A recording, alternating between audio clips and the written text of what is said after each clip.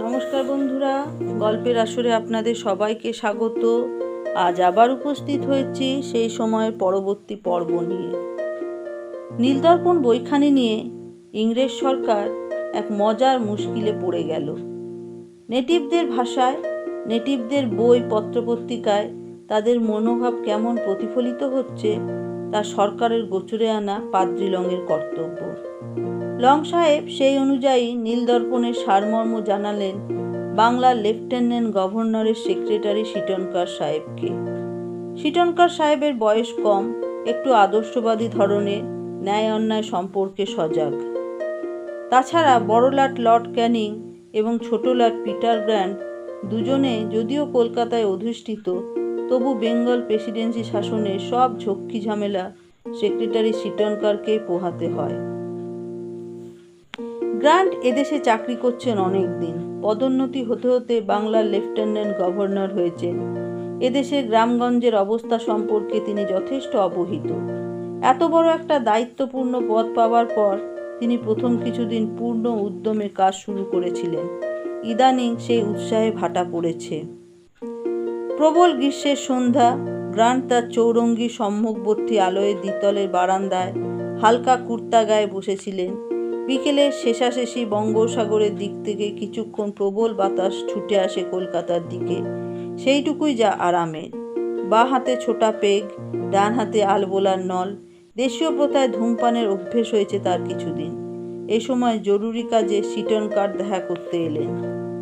নীলদর্পণ বইটির বিষয়বস্তু শুনে ভ্রু কুঞ্চিত করলেন গ্রান্ট। অলস হলেও তিনি বিচক্ষণ ব্যক্তি। নাটকটিতে শিক্ষিত মধ্যবিত্ত এবং দরিদ্র গ্রামের চাষি একযোগে প্রতিরোধ করতে নেমেছে। এ ঘটনা যদি সত্যি হয় তাহলে সত্যি আশঙ্কার কথা। গ্রামের নিরীহ গরিব চাষি আবহমান কাল ধরে নিপীড়িত হয়ে আসছে, কিন্তু ধনবান বা শিক্ষিত শ্রেণীরা কখনো চাষিদের পাশে দাঁড়ায় না। তারা চেষ্টা করে সরকারের পক্ষে থাকতে। নবীন মাধব এবং তোরাপের স্বার্থ আলাদা।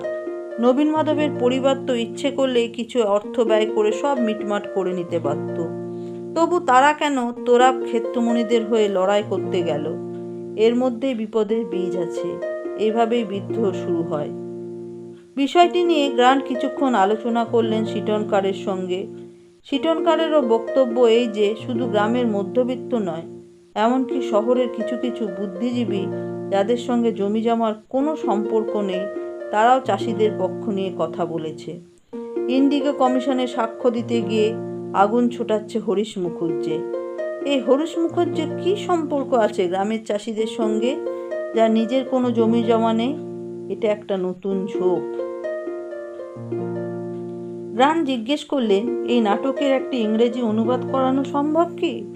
তাহলে রাজকর্মচারীরা ইহা পাঠ করিয়া বর্তমান অবস্থার চিত্রটি সম্যক অনুধাবন করতে পারে। সীটনকার বললেন, ইহার অনুবাদ করা শক্ত কিছু নয়। লংয়ের সহিত বহু শিক্ষিত নেটিভের যোগাযোগ রয়েছে। সে অনায়াসে সত্তর অনুবাদের ব্যবস্থা করিতে পারে। গ্রান্ট বললেন, তাহলে অনুবাদ সংগ্রহ করিয়া আপনি আমাদের ব্যয়িতা মুদ্রণের ব্যবস্থা করুন। যাহাদের যাহাদের আপনি উপযুক্ত মনে করিবেন তাহাদের নামে এক কপি বই প্রেরণ করুন। আমাদের সকলেরই ইহা জানা দরকার। এই নির্দেশ দিয়ে গ্র্যান্ট কয়দিন পরেই চলে গেলেন মফস্বল পরিদর্শনে। অনুবাদ তো লংয়ের কাছে প্রস্তুত। কালক্ষেপ না করে তা মুদ্রণের ব্যবস্থা হলো। সরকারি খরচে সীটনকার 500 কপি ইংরেজি নীলদর্পণ ছাপিয়ে তার এক এক কপি সরকারি লেফাফায় ভরে শুধু এদেশে নয়, ইংল্যান্ডেরও বিশিষ্ট ব্যক্তিদের কাছে প্রেরণ করতে লাগলেন। এরপর বারুদে অগ্নি সংযোগ হলো। ইংরেজি কেতাবখানির সন্ধান পেয়ে ক্রুদ্ধ নিঃশ্বাস ছাড়তে লাগলো নীলকর সাহেবরা। ইংলিশম্যান নামে সংবাদপত্র হই হই রই রই তুলল। ইংরেজ ব্যবসায়ীদের শক্তিশালী সংস্থা land holders and commercial association কড়া ভাষায় বাংলা সরকারের কাছে এক পত্র লিখে জানতে চাইল সরকারি উদ্যোগে এই গ্রন্থ প্রকাশিত ও বিতরিত হয়েছে কিনা। যে গ্রন্থে ইংরেজ জাতিকে এত হেয় করে দেখানো হয়েছে, ইংরেজ সরকারি সেই রচনার পৃষ্ঠপোষক। সমস্ত নীলকরদের চিত্রিত করা হয়েছে অমানুষ হিসেবে, খুন ও ধর্ষণের অভিযোগ আনা হয়েছে ইংরেজদের নামে। নীলকর পত্নীর সঙ্গে জেলা ম্যাজিস্ট্রেটের প্রণয়ের ইঙ্গিত করে ইংরেজ ললনাদের সতীত্বে কুৎসা আরোপিত হয়েছে। এমনই একটি কদর্য বিদ্বেষমূলক অপকৃষ্ট পুস্তকের জন্য ব্যয়িত হয়েছে সরকারি অর্থ।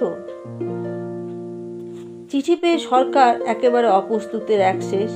ব্যাপারটা তো এদিক থেকে ভালো করে খুঁটিয়ে দেখা হয়নি। সরকারি স্বীকৃতি মানে গ্রন্থটির সব অভিযোগ স্বীকার করে নেওয়া। ব্যবসায়ীদের চটিয়ে কখনো সরকার চালানো যায়? নীলকরদের খানিকটা সংযত করার চেষ্টা চালাচ্ছেন বটে সরকার, তা বলে তাদের একেবারে বিরুদ্ধবাদী করে তোলা যায় কি? নেটিভদের এতখানি প্রশ্রয় বা দেওয়া চলে কি? স্বয়ং বড়লাট লর্ড ক্যানিং পর্যন্ত এই গ্রন্থ প্রকাশের ব্যাপারে বিব্রত ও ক্ষুব্ধ হলেন। বেগতিক দেখে নিজের দায়িত্ব এড়িয়ে গেলেন গ্রান্ট। তিনি জানালেন যে তিনি মফস্বলে পরিদর্শনে ব্যস্ত ছিলেন সেই সময়। সব ব্যাপারটা তিনি জানেন না। সরকারি খরচে মুদ্রণের নির্দেশকেও তিনি দেননি। গ্র্যান্ট জানালেন যে তিনি বলেছিলেন বটে যে আমাদের খরচে, স্পষ্টাক্ষরে সরকারি ব্যয়ের কথা তো তিনি বলেননি। তাহলে সব দায়িত্ব সিটনকারকেই নিতে হয়। কিন্তু বাংলা সরকারের সেক্রেটারি প্রকৃতপক্ষে সরকারের মুখপত্র। তার অবমাননায় সরকারেরই অবমাননা। সুতরাং সরকারের পক্ষ থেকে ওই চিঠির উত্তরে জানানো হলো যে নীলদর্পণ প্রকাশের ব্যাপারটা সরকারের পক্ষে একটি অনিচ্ছাকৃত ভুল হয়ে গেছে, সেজন্য সরকার অনুতপ্ত।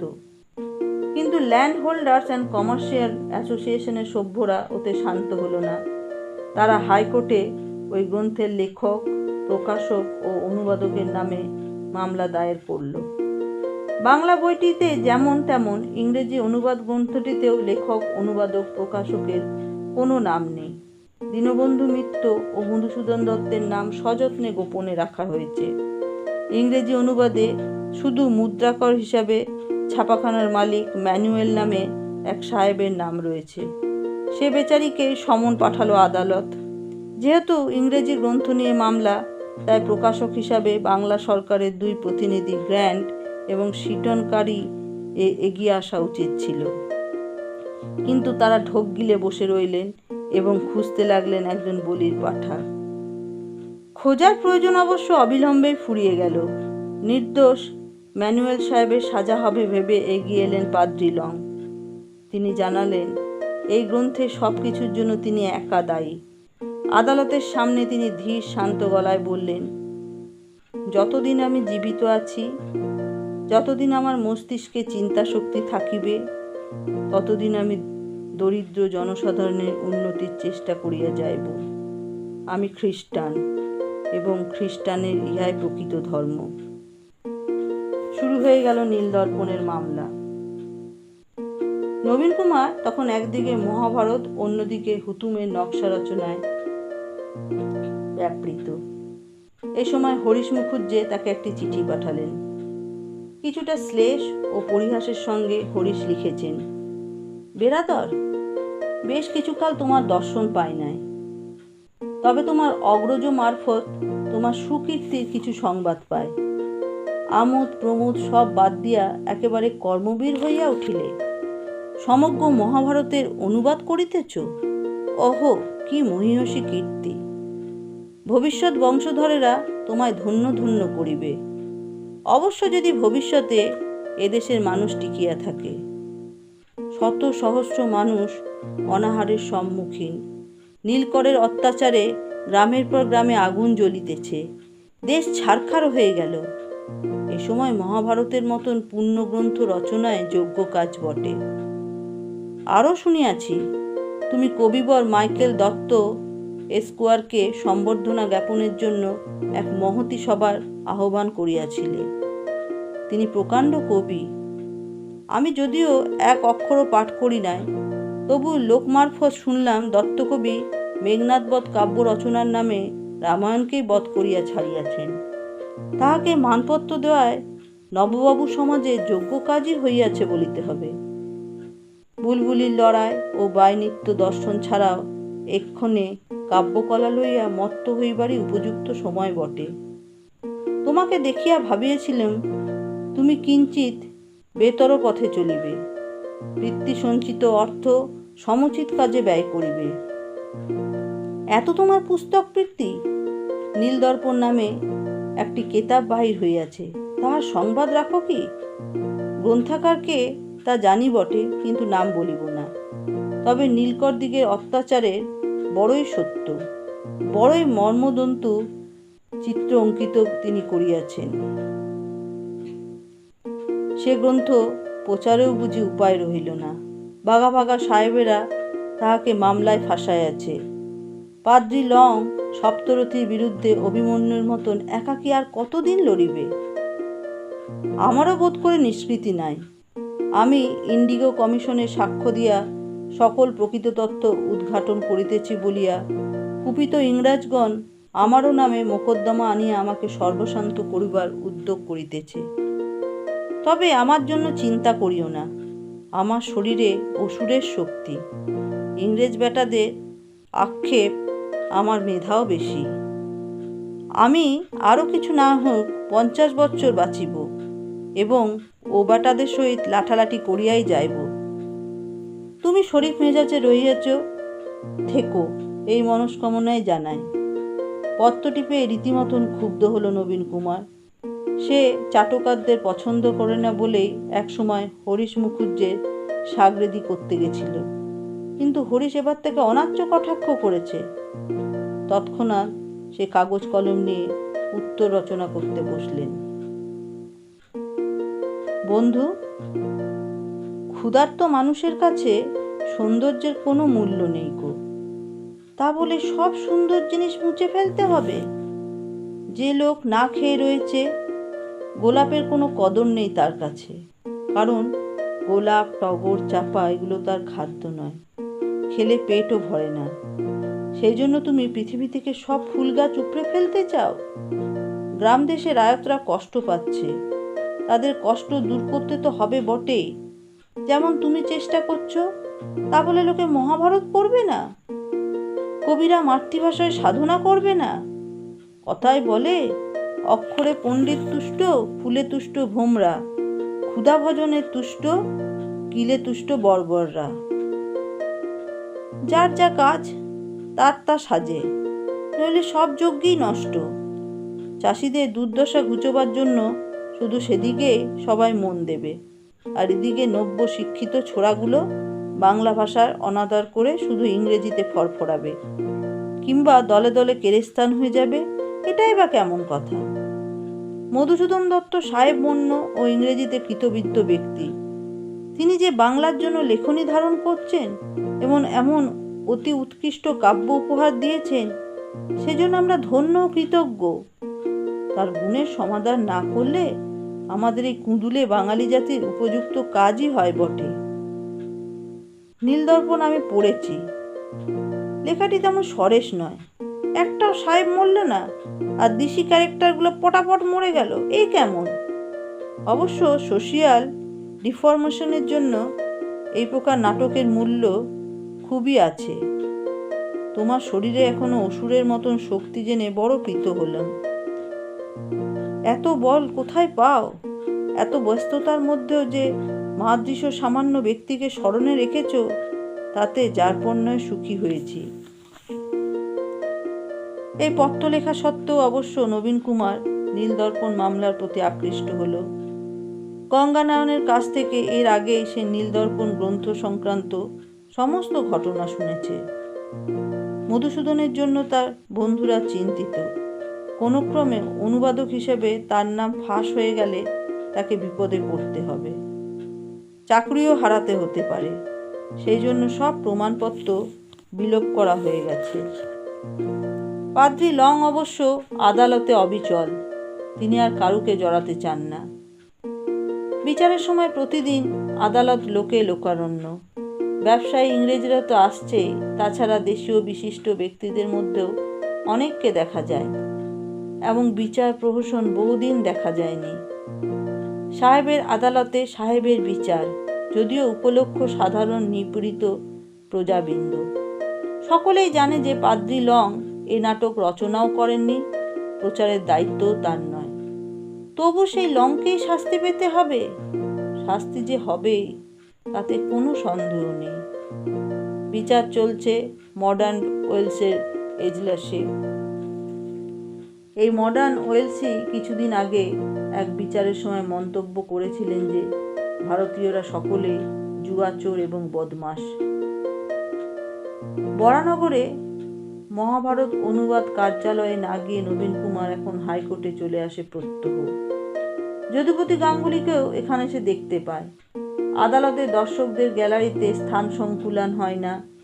যদুপতি আগেভাগে এসে দুজনের জন্য আসন সংরক্ষণ করে রাখে। সওয়াল জবাব শুনতে শুনতে নবীন কুমারের গ্লানি বোধ হয়।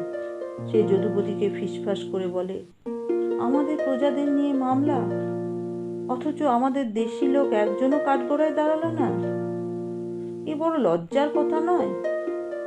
যদুপতি বলে, ভাই তবু একরকম ভালো, দেশি লোক কখনো সাহেবদের সাথে মামলায় জিততে পারে? তারপর এ হলো গিয়ে মানহানির মামলা। এই মামলায় হারলে প্ল্যান্টার সাহেবগুলোর মুখে একেবারে চুনকালি পড়ে যাবে। এই মামলায় জয় হবে তুমি আশা করো? দেখোই না কি হয়। হাজার হোক লং একজন পাদ্রী এবং ভালো মানুষ বললেই সবাই জানে। এমন মানুষকে সাজা দিলে অনেক ইংরেজও খেপে যাবে, বিলেতেও এর প্রতিক্রিয়া হবে। নীলকরদের সঙ্গে ইংরেজি কাগজওয়ালাদেরও যোগ দিয়েছে। ওদের কামড় একেবারে কচ্ছপের কামড়। কাগজওয়ালাদের খেপবার তো কোনো কারণ রয়েছে। হরকরা আর ইংলিশম্যান তো খেপে একেবারে লাল। নীলদর্পণের ভূমিকায় কি লেখা আছে দেখোনি? রসিক নাট্যকার লিখেছেন যে চাঁদির কত গুণ।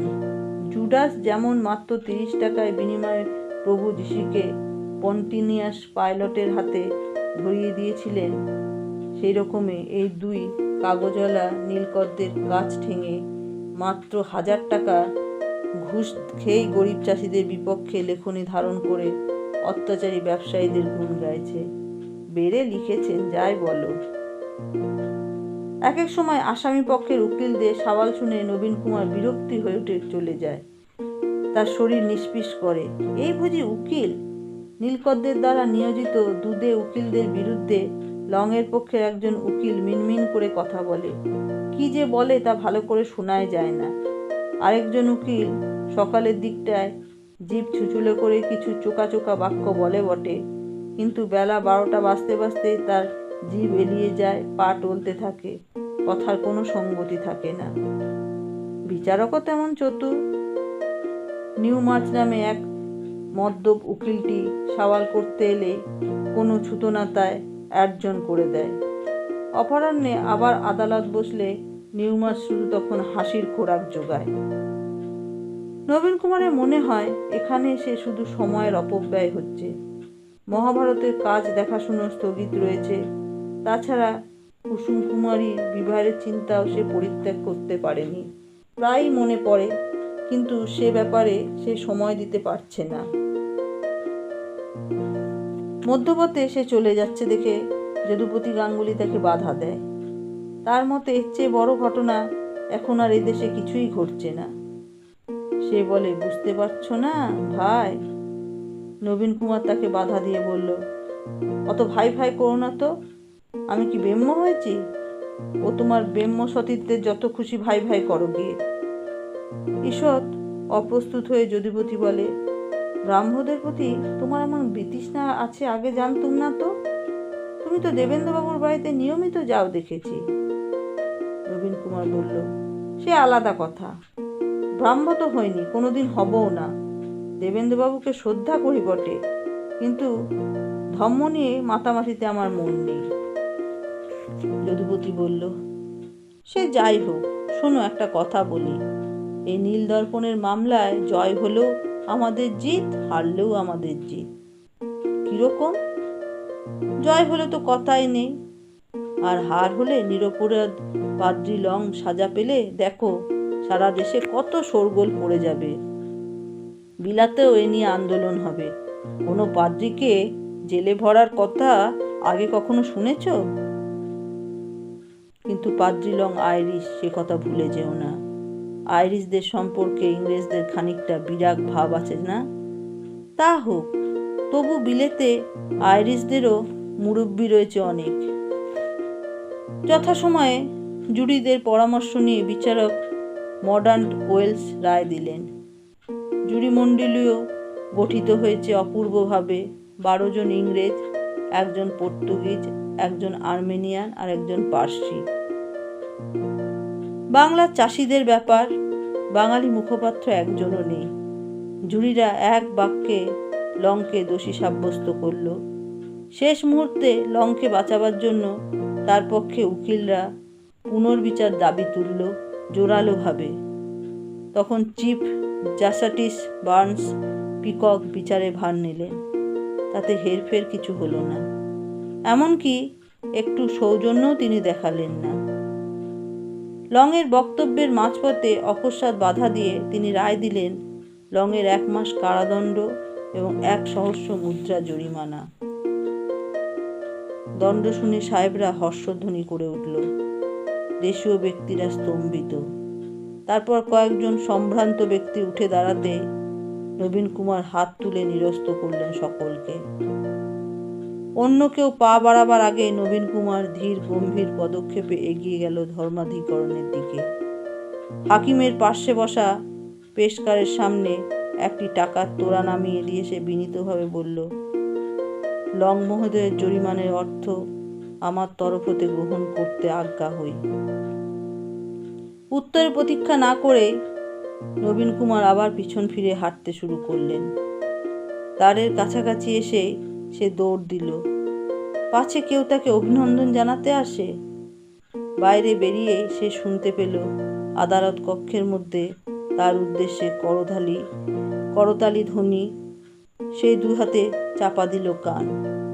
যদুপতি গাঙ্গুলি তাকে এসে ধরবার আগে সে হাঁকিয়ে দিয়েছে জুরি গাড়ি।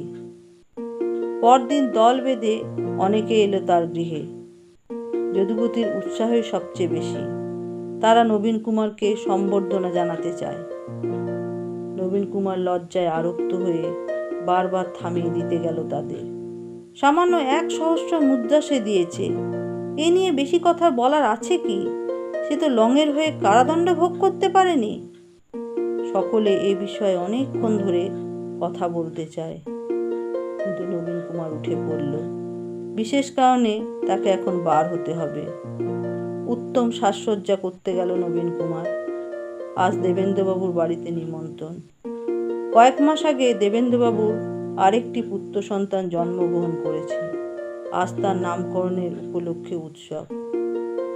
নাম অবশ্য আগে থেকেই ঠিক হয়ে গেছে। দেবেন্দ্রনাথ ঠাকুরের ঠিক আগের পুত্রটির নাম সোম। সেই জন্য এই নবজাতকের নাম রাখা হবে রবি। বন্ধুরা, আজ এই অবধি। পরবর্তী পর্ব নিয়ে খুব শীঘ্রই উপস্থিত হব। যদি আপনাদের ভালো লেগে থাকে তাহলে দয়া করে লাইক ও শেয়ার করবেন। যারা নতুন তারা সাবস্ক্রাইব করবেন। ধন্যবাদ।